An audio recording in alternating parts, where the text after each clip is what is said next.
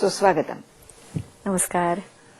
आपल्या आजच्या कार्यक्रमामध्ये अगदी मनमोकळ्या गप्पा तुझ्याशी मारायच्या आहेत.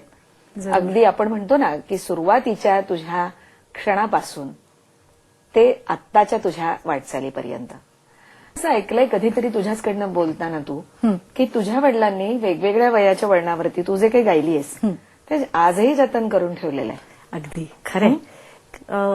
मी वयाच्या 3ऱ्या वर्षी जे काही गायलेले आहे, 5व्या वर्षी 7व्या वर्षी जे जे काही गायलेले आहे, म्हणजे वयाच्या 3ऱ्या वर्षी मी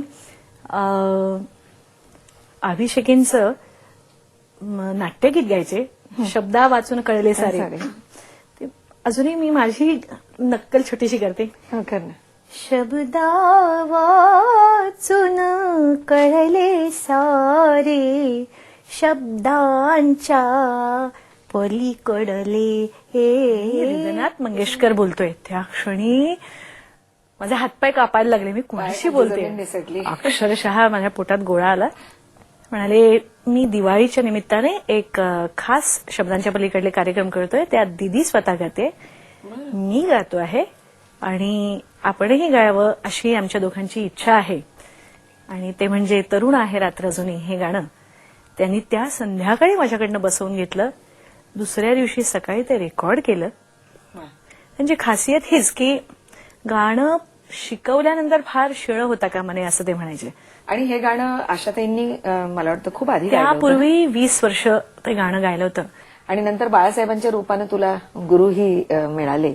पण हा सगळा एकंदरीतच म्हणजे संगीताकडे गांभीर्यानं बघण्याचा तुझा प्रवास सुरू झाला असं आपल्याला म्हणता येईल. आणि गंमत अशी की तो कार्यक्रम पुन्हा पुन्हा पाहून दिदींच्या आणि बाळासाहेबांच्या मातोश्री माई त्या असं व्हिडिओवरती ती कॅसेट लावून बसायच्या आणि म्हणायच्या बाळची शिष्या फार चांगलं गाते हितपासून हितपर्यंत.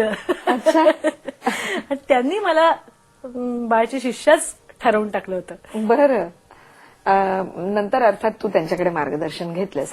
पण तत्पूर्वी एक असं म्हणतो ना आपण की संगीताच्या क्षेत्रात रमायचं तर शास्त्रीय संगीताचे धडे आपल्याला घ्यावे लागतात.